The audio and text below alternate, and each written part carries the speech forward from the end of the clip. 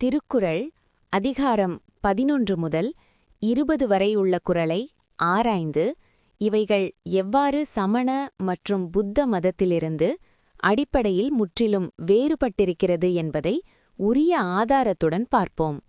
திருக்குறளின் அறத்துப்பாலிலுள்ள இல்லறவியல் பகுதிகளான அதிகாரம் 11 முதல் 20 வரை உள்ள கருத்துக்கள் மேலோட்டமாக பார்த்தால் எல்லா மதங்களுக்கும் பொதுவானது போல தோன்றினாலும் அவற்றின் அடிப்படை தத்துவங்கள் சமண மற்றும் புத்த மத கோட்பாடுகளிலிருந்து முற்றிலும் வேறுபட்டு சனாதன தர்மத்தின் வேர்களில் கிளைத்திருப்பதை நாம் ஆதாரங்களுடன் காணலாம். இதோ விரிவான ஒப்பீட்டு ஆய்வு. 1. இல்லறத்தின் முக்கியத்துவம். The foundation of householder life.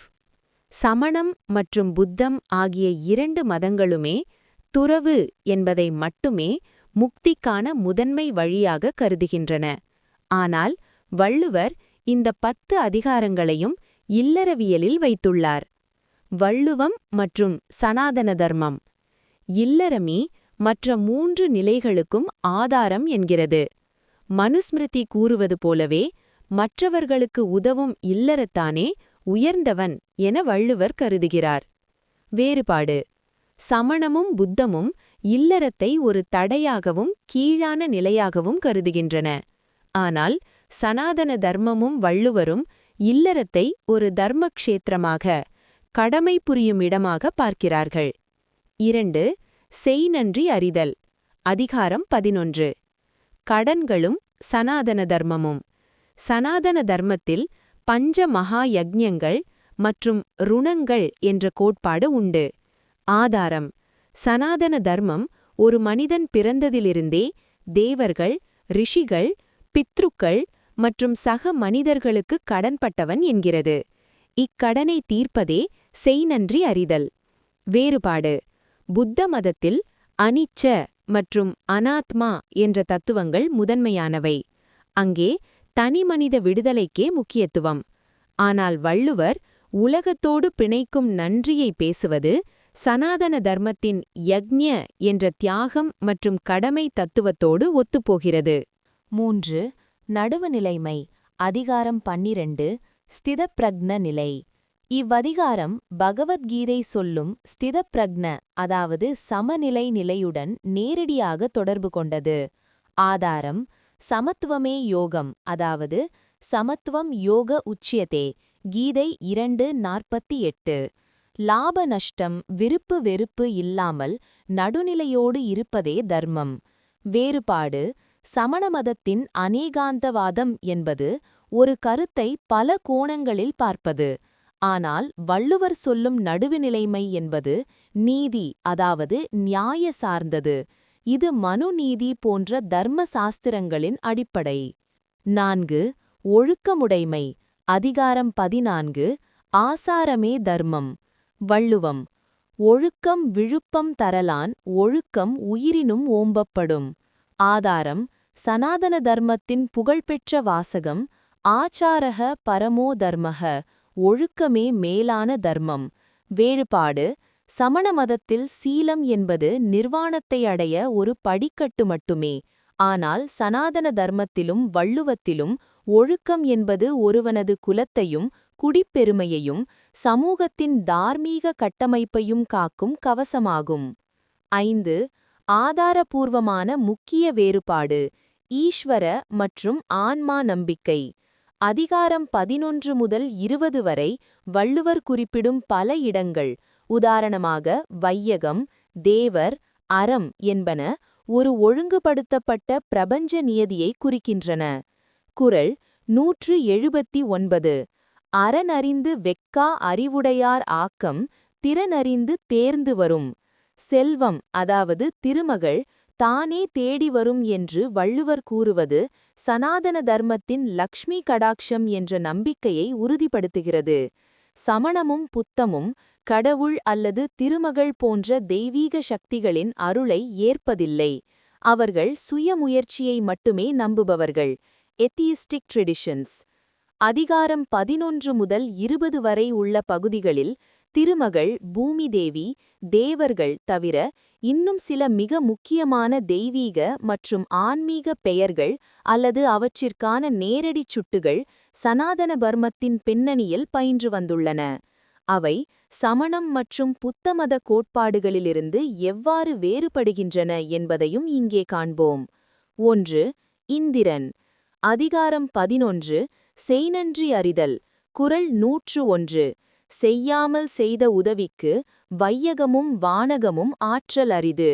இங்கு வானகம் என்பது தேவர்களின் தலைவனான இந்திரன் ஆளும் உலகை குறிக்கிறது. இதே அதிகாரத்தின் பிற உரையாசிரியர்கள் தேவலோகம் என்பதையே சுட்டுகின்றனர். சனாதனத் தொடர்பு. இந்திரன் வேதகால கடவுள். தர்மத்தின் அடிப்படையில் உதவி செய்தவர்களுக்கு இந்திரப் பதவியே கிடைத்தாலும் அது ஈடாகாது என்பது கருத்து. வேறுபாடு. புத்த மதத்தில் இந்திரன் ஒரு சாதாரண பதவியாக ஒரு ஜீவன் அடையும் நிலையாக மட்டுமே பார்க்கப்படுகிறது. ஆனால் வள்ளுவர் இங்கு அதனை ஒரு உயர்ந்த தெய்வீகத் தகுதியாக குறிப்பிடுகிறார். 2. அவ்வி அலக்ஷ்மி அல்லது மூதேவி. அதிகாரம் 17. அழுக்காராமை. குறள் 167. அவ்வித்த அழுக்காறு உடையானைச் செய்யவள் தவ்வையைக் காட்டிவிடும். வள்ளுவர் இங்கு தவ்வை என்ற பெயரை பயன்படுத்துகிறார். தவ்வை என்றால் திருமகளின் மூத்தவளான மூதேவி அலக்ஷ்மி என்று பொருள். சனாதன தொடர்பு. பார்க்கடல் கடைந்தபோது திருமகளுக்கு முன் தோன்றியவள் ஜேஷ்டாதேவி மூதேவி. அழுக்காறு அதாவது பொறாமையுடையவனிடம் திருமகள் நீங்கி தன் அக்காளை அனுப்பி வைப்பாள் என்பது புராண மரபு. வேறுபாடு. சமண புத்த மதங்களில் இத்தகைய அதிர்ஷ்ட தேவதைகள் அல்லது துரதிர்ஷ்ட தேவதைகள் தர்மத்தை கண்காணிப்பதாக கருதப்படுவதில்லை. அவர்கள் வினையை மட்டுமே நம்புபவர்கள், தேவதைகளின் செயல்பாடுகளை ஏற்பதில்லை. 3. செய்யவள். திருமகள் அல்லது மகாலட்சுமி. அதே குறளில் 167 மற்றும் குறள் 179 செய்யவள் மற்றும் திரு என்ற பெயர்கள் வருகின்றன. குறள் 179. அரண் அறிந்து வெக்க அறிவுடையார் ஆக்கம் திறன் அறிந்து தேர்ந்து வரும். இங்கு திரு என்ற லக்ஷ்மிதானே தேடி வருவாள் என்பது சனாதன தர்மத்தின் லக்ஷ்மி கடாட்சம் தத்துவமாகும். 4. தீ அக்னி அல்லது நரகத்தீ. அதிகாரம் 17. அழுக்காராமை. குறள் 168. அழுக்காறு என ஒரு பாவி திருச்செற்று தீயுழு உய்த்துவிடும். இங்கு தீ என்பது நரகத்தை குறிப்பதாக உரையாசிரியர்கள் கூறுகின்றனர். சனாதன தர்மத்தில் நரகலோகம் மற்றும் அங்குள்ள தண்டனைகள் யமதர்மன் வழி விரிவாக பேசப்படுகின்றன. வேறுபாடு. புத்த மதத்தில் நரகம் என்பது ஒரு மனநிலை அல்லது தற்காலிக நிலை.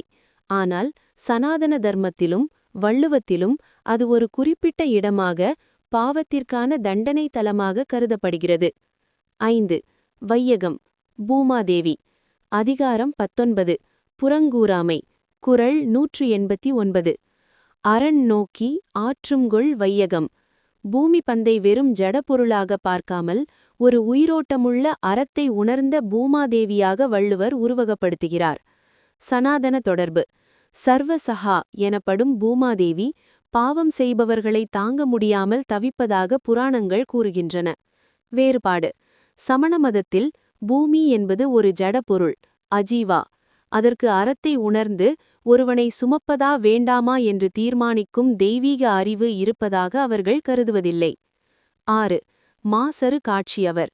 ஆன்ம ஞானிகள் அல்லது ரிஷிகள். அதிகாரம் 20. பயனில சொல்லாமை.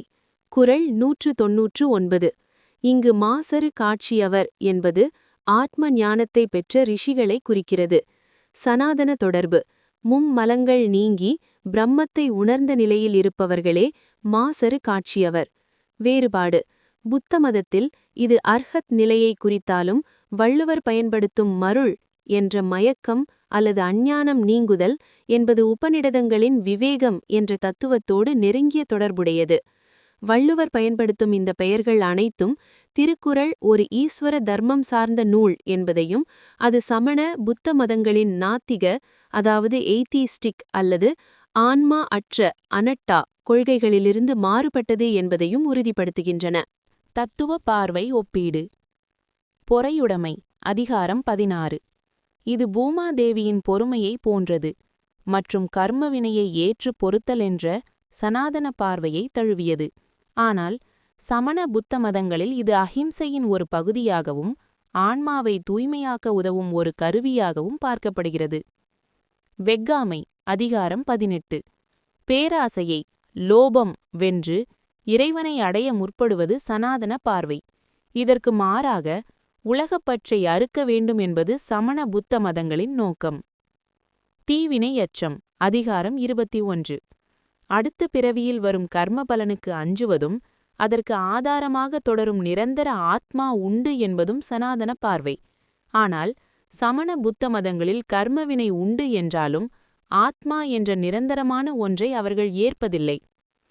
தெய்வீக பெயர்கள் மற்றும் குறியீடுகள். வானகம் இந்திரன். குறள் 101. இது தேவலோகம் மற்றும் இந்திர பதவியை குறிக்கும் சனாதன அடையாளமாகும். புத்த மதத்தில் இது நிர்வாணத்திற்கு ஒரு தடையாக கருதப்படுகிறது. தவ்வை செய்யவள். குறள் 167, 179. தவ்வை என்பது ஜேஷ்டா தேவியையும் செய்யவள் என்பது மகாலட்சுமியையும் குறிக்கும் சனாதன தெய்வக் குறியீடுகள். சமண புத்த மதங்கள் உருவ வழிபாட்டையோ அல்லது செல்வம் தேவதைகளால் வருவதையோ ஏற்பதில்லை. தீ நரகம். குறள் 168. இது கர்ம பலனை அனுபவிக்கும் ஒரு குறிப்பிட்ட இடமாக சனாதன தர்மத்தில் கருதப்படுகிறது. ஆன்மா இல்லாத கொள்கையுடையதால் சமண புத்த மதங்கள் நிரந்தர நரகத்தை ஏற்பதில்லை. வையகம். குறள் 189. பூமியை அறத்தை உணரும் பூமாதேவியாக சனாதன தர்மம் அடையாளப்படுத்துகிறது. ஆனால் சமண புத்த மதங்கள் பூமிக்கு அறிவு உண்டு என்பதை ஏற்பதில்லை. இந்த தகவல்கள் திருக்குறள் சமண புத்த மதங்களின் நாத்திக கொள்கைகளிலிருந்து மாறுபட்டு ஈஸ்வர தர்மம் சார்ந்த நூல் என்பதை உறுதிப்படுத்துகின்றன.